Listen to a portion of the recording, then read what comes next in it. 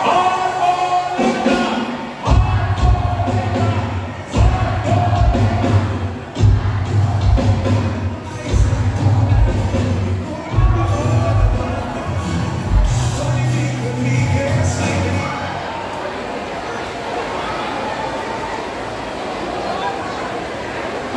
po ang 1 kilong bigas ngayon?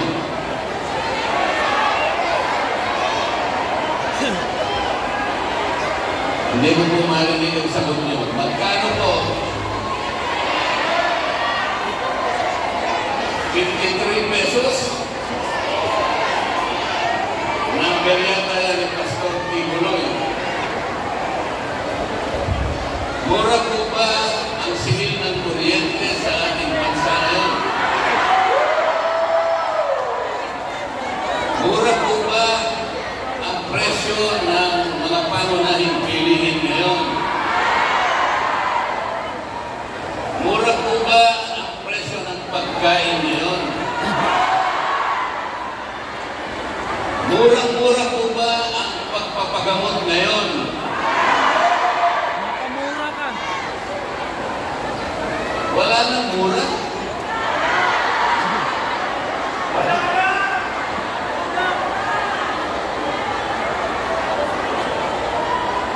Mapapamura ka talaga.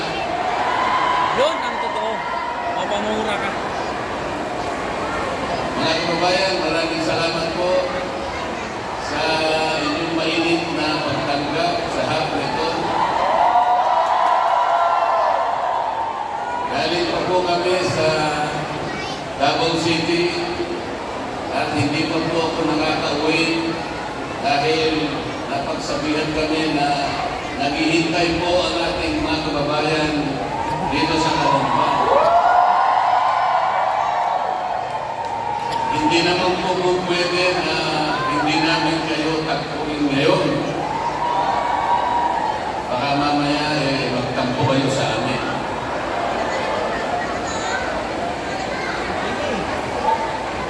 Bakit po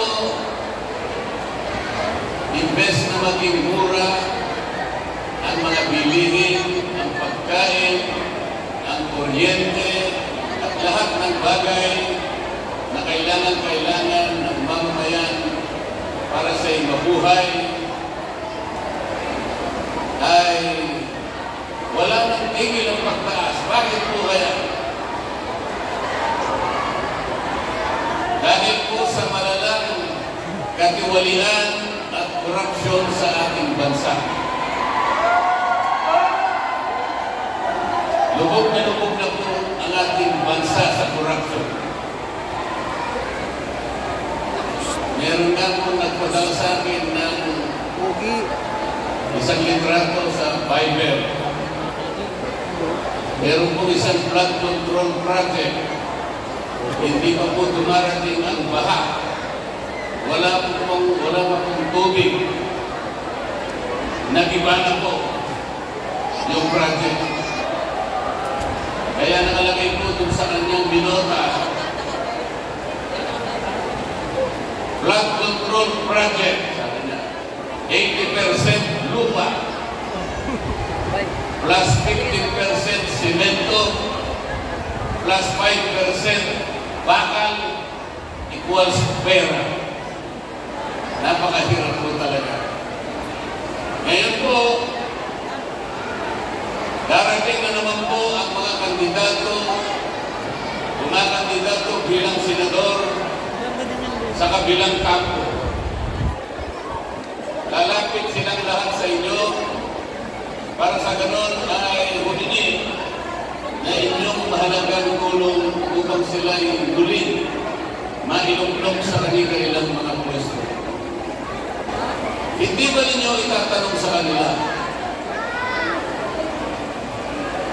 bakit po kayo lumalapit na naman sa amin? Samantalang yung tungkulin po na ipinangako ninyo sa atin maraming panahon na nakararaan ay wala namang natupad. Yung pangako po ninyo na magandang buhay, na mailagay niyo po kami sa magandang kalagayan, nasaan na po yun? Lalapit sila sa inyo, meron dalang konting ayuda. Ang tawag po nila din sa mga ayuda, akap, AX, tupad, at kung ano-ano ba. Ipagpalagay na po natin ang matatanggap ng bawat isa. Ngayong nalalapit po ang eleksyon ay 10,000 piso. 10,000. Kapag ka-divide niyo po yung 10,000 sa 365, ibig sabihin sa loob ng isang taon, meron kayong makukwentang amount dyan. Ano man ang makwenta nyo, i-divide nyo ulit by 6. Sapagkat ang termino ng isang senador ay 6 na taon. Katapos-tapusan ang makukwenta ninyo dyan, 5 piso isang araw ang katumbas na ibibigay nilang 10,000 sa inyo sa loob ng panahon na sila ay uupo sa Senado. 5 piso po. 5 piso katapat ng 2 kopya. O kaya 2 kinta. Yan po ba ang inaasahan ng bawat isang mamamayang Pilipino? Yan po ba ang ipinapangako nilang pagsisilbi sa inyo? Lalapit sila sa inyo, iaabot ang konting pera, mapaligaya po. Mapaligaya siguro kayo. Baka wala pang isang araw. Baka lahating araw lang, wala na yung binigay nila.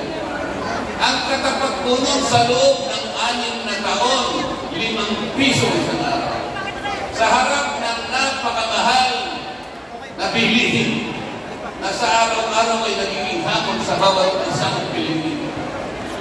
Maawa po kayo sa ating bansa. Maawa kayo sa inyong pamilya. Huwag kayong papayag na insultuhin kayo. Ang Pilipino ay merong dangal. Ang Pilipino hindi na ipagpapalit ang kanyang dangal. Ayaw ng Pilipino ang ayuda. Alam po ninyo ang ayuda. Kailangan lamang po natin yan sa panahon ng krisis. Nasunugan, tulungan mo. Nabagyo, nabaha, tulungan mo. Yan yung galing Pilipino. Pero kaya siya pupunta, dala-dala yung ayuda sa'yo. Para sa ganun, ay malinlang ka niya. Para sa ganun, sa kinang ng perang dala-dala niya, baka sakaling ikaw ay mailigaw niya. Binabayaran niya ang boto mo. Huwag po ninyong ipagbibili ang kinabukasan ng boto mo. Ang Pilipino po, kahit mahirap ang kanyang buhay, ang gusto niya, ang gusto ng Pilipino, bigyan mo siya ng pagkakataong makapagtrabaho. Yun ang gusto ng Pilipino. Ang Pilipino ay mayroong karangalan. Ganun po ang dapat ninyong gawin. Meron kayong pagpipilian. 2 teams lamang ito. Yung team namin po, Team Suka. Tinawag po kami nagbebenta at bumibili ng suka. Huwag po kayo magagalit. Pabayaan nyo na po. Okay lamang po yan. Kasi po kung sa dalaga, kaya po na maraming dalaga nakikita mo eh, ang gaganda pa. Kapag ang dalaga may asin, komplimento po yun. Ang Team Suka ay may asin. Yung kabila,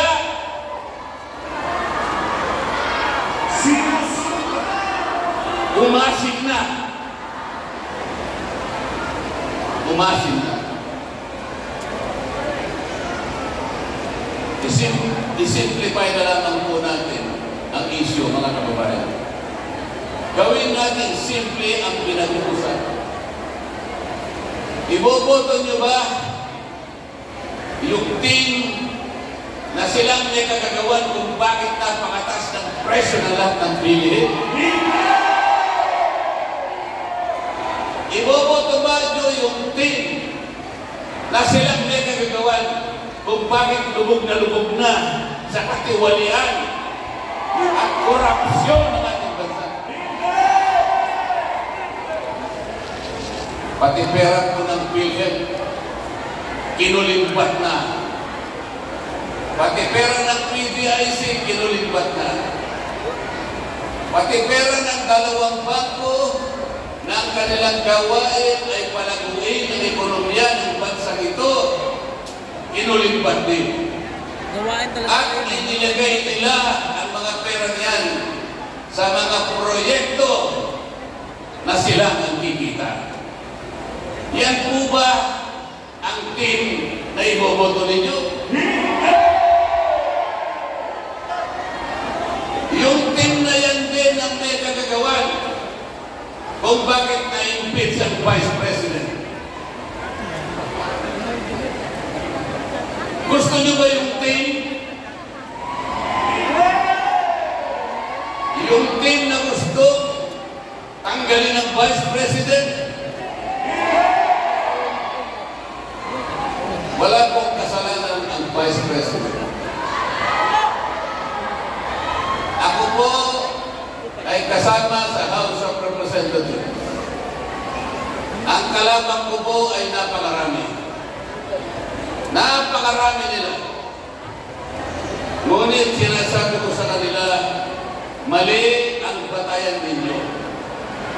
Mali pati proseso na ginamit ninyo. Walang kasalanan ang Vice President. Yan din na yan ang gumawa ng paraan para sa ganun ma-impeach ang Vice President.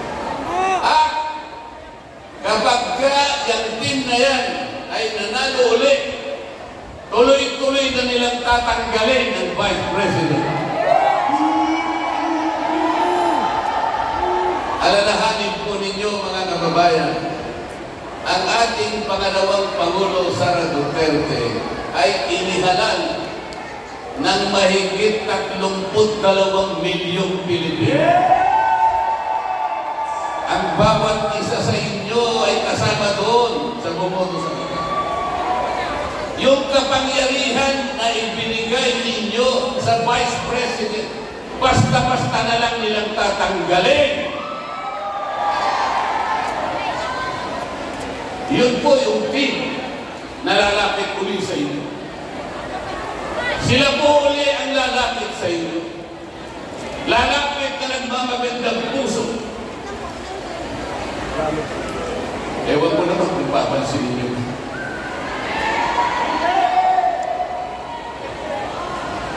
Yung team suka, sila lamang ang nakakaalam kung paano i-address ang lahat ng hamon na kinakaharap ng atin. Ang team suka na nandito sa inyong harapan ngayon, sila lamang ang magtatanggol sa kapalaran ng Vice President. Wala na iba. Sa sandaling makahanap sila ng 16 na senador sa susunod na Kongreso, sa susunod na Senado, matatanggal po ang ating Vice President. Yan po ang kanilang gustong gawin. Kaya ang gusto po nila, 12-0. 12-0 daw po. Walang mananalo isa man sa PDP laban. Yun ang kanilang gusto. Di kami papayag! Boo! Sapagkat gusto nilang siguruhin gusto nilang siguruhin na matatanggal ng Vice President. Papayag po ba kayo na mangyari ito? Hindi!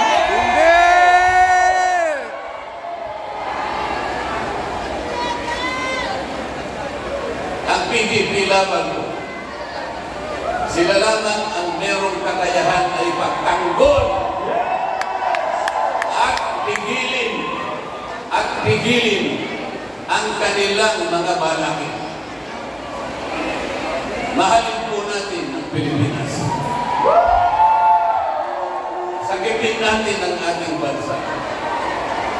Kilala na po ninyo kung sino-sino yung mga kandidato sa kabilang team.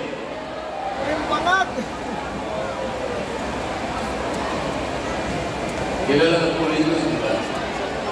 Babalik-balik na lang. Babalik-balik. Yung karamihan sa kanila, nakabalik na ng ilang beses. 2, 3, hanggang 4 na beses na nakabalik sa Senado. Ano ang kanilang mukha na iharap sa inyo?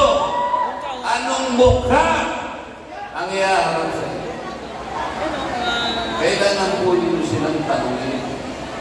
Paglapit po ninyo, ang totoo niyan, hindi po sila lumalapit ng personal.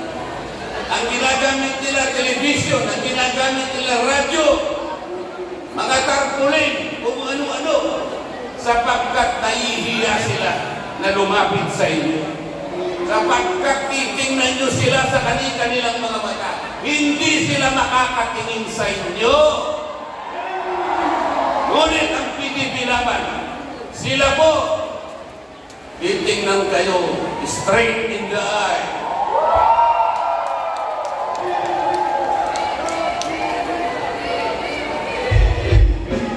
PDP!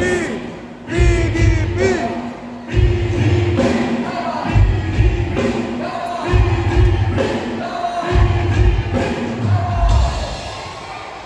Laban! Ako po ay naimbita sa isang organisasyon ng mga scientists. Ang pangalan po ng kanilang organization ay Filipino Scientist Society. Noong kanilang 81st founding anniversary, ako po ay pumunta sa kanila sapagkat inimbitahan din po akong makapagsalita sa kanila. Napakarami po pala nilang na-invento ng mga gamit na mahalaga na gagamit po ng bawat isang Pilipino. Baka hindi po nilwala yung Filipino Inventor Society. Sila po ang naka-invento ng karaoke. Sila rin ang naka-invento ng yoyo. Pilipino pala. Sila po yung naka-invento rin ng bamboo incubator. Naka-invento rin po sila ng unsinkable portable boat. Mahalagang karabagay po. At saka isang napakamahalagang pantigig na ginagamit sa ating mga barko. Meron din po silang na-inventong 3-in-1 gym. Pati pala yung banana ketchup. Sila pala ang naka-invento. Tinanong ko po sila bago ako umalis. Napakarami po pala ninyong nagawang invention para sa ating mga mamayang Pilipino. Bakit nakalimutan po ninyo ang isa sa pinakamahalaga, lalong-lalo na po sa panahon ng eleksyon? Kasi po kamo, sa dami po ng mga kumakandidato, nahihirapan po yung ating mga mamamayan na pumili. Yung iba po kasi naililigaw sapagkat may dalang-dalang kung ano-ano. Yung katangian po, mahirap po masumagi. Kung ano lang karanasan, kung anong experience, nahihirapan po ang ating mga buwan. Pero kung naka-invento po kayo ng isang aparato na ilalagay po natin sa harapan ng Comelec, doon sa Intramuros, Simple-simple lang po ang gagawin nun. Lahat po ng kumakandidatong mga senador, padaanin po natin sa aparato. Para yung mga scanner na kapag kayo po ay maglalakbay sa ibang bansa, tumadaan po kayo sa isang scanner. Reds Lisa, magandang hapon. Yung pararaanin po sa isang makina at tutunog-tunog yan kung meron pong ayaw na dalhin. Pati po kayo may lagusan po na talagang malinis ang katawan ninyo na kayo ay makalalagpas diyan sa mekanismo na yan. Ang sabi ko, kung kayo po ay naka-impleto ng aparato katulad nun, lahat po ng kandidatong senador, dadaan. Kapag ka tumulog at nagkulay-kula, disqualified. Hindi pwede. Hindi ka pwede magsilbi. Wala kang gagawin mabuti sa mamamayang Pilipino. O di napakadali po. Alam po ninyo, pag lahat po ng senador ang pinataan doon, hindi ko po alam kung mayroong papasa doon sa kabilang team.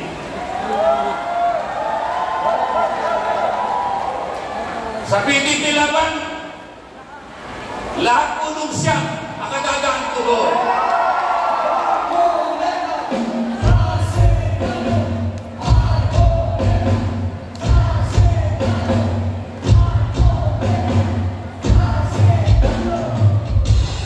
Nakikiusap po ako na dalhin po ninyo yung buong slate ng PDP laban.